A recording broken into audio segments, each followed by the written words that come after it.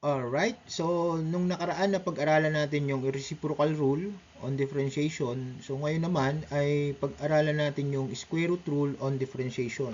So maraming rule nga pala tong mga differentiation. Meron tayong quotient rule, meron tayong product rule, chain rule, meron din tayong sinasabi na power rule. So yun po yung mga iba't ibang rule ng differentiation.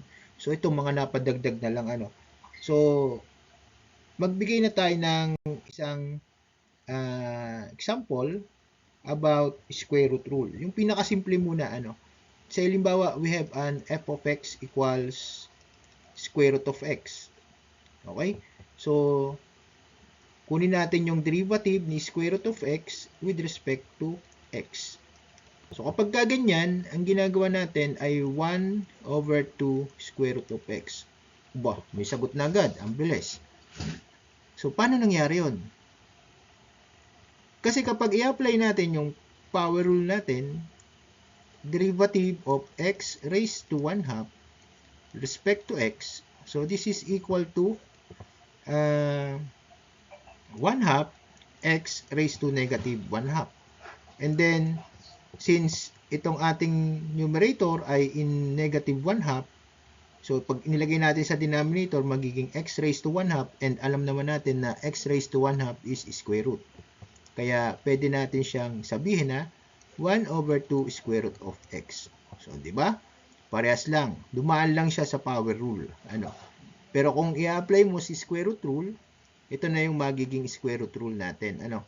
So, i-apply natin yung ating derivative sa u. So, halimbawa, ang derivative natin, square root of u, respect to derivative of x. So, this is equal to 1 over 2 square root of u times derivative of u with respect to derivative of x. So, yan na po yung magiging formula natin sa ating derivative ng square root. Alright? Okay, so next. So, magbigay na tayo ng example, number 1. Let's say we have derivative of 3x squared plus 4x. Siyempre, with derivative of x. Ano? So, this is equal to, alam na natin na 1 over 2 square root of 3x squared plus 4x. Tapos, itatimes lang natin siya dun sa derivative. Okay? So, ano yung derivative ng ating denominator? Ito, 3x squared plus 4x. So, ang derivative po niya ay 6x plus 4. Alright? And then, i-factor out natin si 2.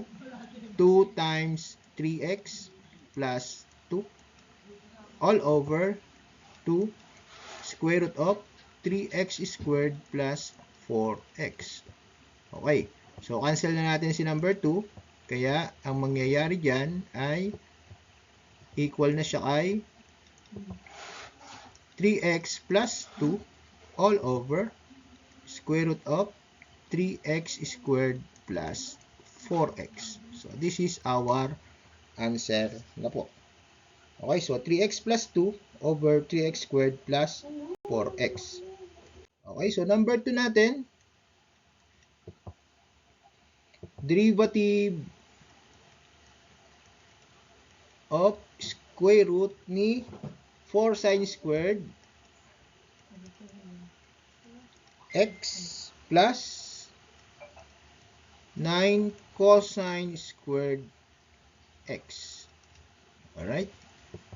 So, ang derivative po niya ay 1 all over 2 times square root ni 4 sine squared x plus 9 cosine squared x. So, yun na ba? Di pa. So, may multiplier pa tayo na derivative nung ating 4 sine squared x plus 9 cosine squared x. So, anong derivative nitong 4 sine square x? So, yan muna. Okay? So, 2 times 4, 8 sine x. And then, derivative naman ng ating sine x ay cosine x. Alright? Plus, 2 times 9, 18 cosine x times, anong derivative ng ating cosine x? So, negative sine x. Okay? So, lagyan natin ng close parenthesis. So, ilabas natin factor out natin si number 2. So, 2 times 4 sine x cosine x. And then, syempre, magiging negative na to. Negative 9. 18 divided by 2, 9. 9 sine x cosine x. All over 2 square root of 4 sine squared x plus 9 cosine squared x. So, anong magiging sagot natin? Cancel na si number 2. 4, since parehas sila, pwede natin pag-minusin yung ating 4 and 9. 4 minus 9 is negative 5. Okay, negative 5 sine x cosine x. All over square root ni 4 sine square x plus 9 cosine square x. O, yan. Yan na po ang magiging sagot natin. Alright. Next, number 3. Ano bang number 3 natin dito?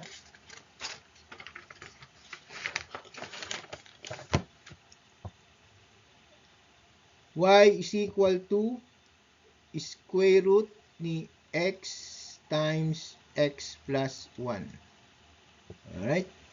So, pwede natin siyang isulat ng y is equal to square root of x squared plus x. Then, get your y prime. Y prime equals 1 over 2 square root of x squared plus x times. Ano yung derivative ng ating x squared plus x? So, 2x plus 1. So, y prime equals 2x plus 1 all over 2 times square root of x squared plus x. So, yan na po yung pwede nating sabing sagot. Or, kung gusto mo i-factor out uli si x, 2x plus 1 all over 2 square root of, babalik natin sa dating position niya. Yan. So, ito na po yung pwede nating sagot. Pwede na po ito, pwede rin naman ito. Okay, so number 4.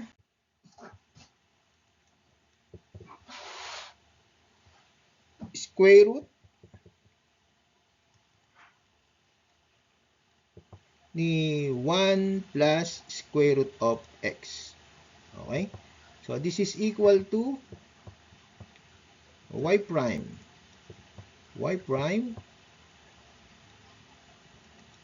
equals, so 1 over 2 square root of 1 plus square root of x times, ano yung derivative nung nasa loob? So, since square root of x din yung nasa loob, anong derivative niya? 1 over 2 square root of x. So, y prime equals 1 over 4 square root of x square root of 1 plus square root of x. Okay? So, y prime can be written as 1 over 4 square root of x times 1 plus square root of x. So, y prime equals 1 over 4 square root of x plus square root of x raised to 3. Okay? So, exponent ng x natin ay 1. Exponent nitong square root of x ay 1/2. So, magiging 3 over 2. Okay, so ito na po yung ating magiging sagot.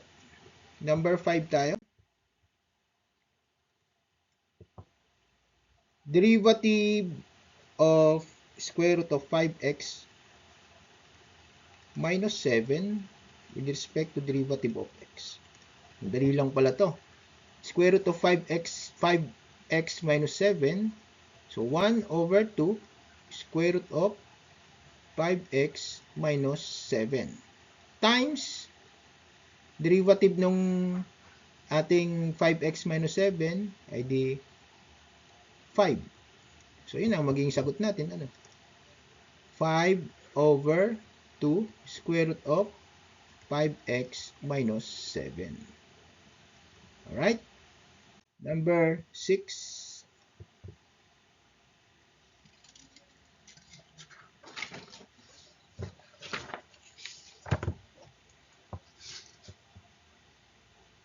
Derivative of square root of 4x squared minus 6x plus 9 all over dx.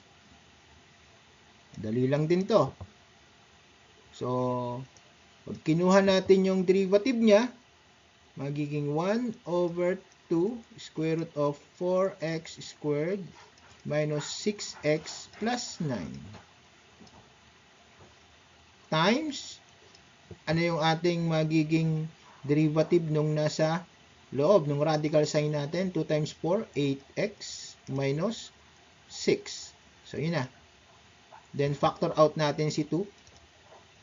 2 times 4x minus 3. All over 2 square root of 4x squared minus 6x plus 9. So, cancel si 2. Magiging 4x minus 3 na lang siya. All over square root of 4x squared minus 6x plus 9. Okay? Number 7. Dapat dami yata example ko. Derivative of square root of x cubed minus 3x squared plus 9x minus 2. So, this is equal to 1 over 2 square root ni x cubed minus 3x squared plus 9x minus 2. Ano yung derivative niya? 3x squared minus 6x plus 9. O, yan ang magiging sagot natin. So, this is equal to 3x squared minus 6x plus 9. O, pwede mong i-factor out yung 3. Pero, ngayon, hindi na. 2 times square root of x cubed minus 3x squared plus 9x minus 2. Okay? Last number. Number 8.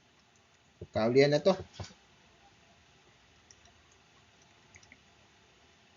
Derivative of square root of a squared minus x squared minus a arc cosine x over a. Okay, so anong magiging derivative niya? So, derivative muna natin yung una, a squared minus x squared. So, magiging 2 over square root of a squared minus x squared. Tapos, derivative ng ilalim, negative 2x. Okay? Plus, minus pala yun. Tama? Minus. Minus. Derivative nito, so yung a, constant. Tapos, derivative ng cosine, arc cosine x over a ay 1 over square root of 1 minus u squared. Ang u natin ay x over a. So, x over a squared. Alright? Tapos, multiply natin ng derivative ng ating mismong angle. Okay? So, x over a. Derivative niya ay di 1 over a. Alright? Tapos, cancelin na natin tong a na to kasi a over a is also equal to 1. So, simplify na lang natin to para matapos na. This is equal to, cancel si 2, negative x over square root of a squared minus x squared. So, anong derivative nga ba ng ating x over a? So, minus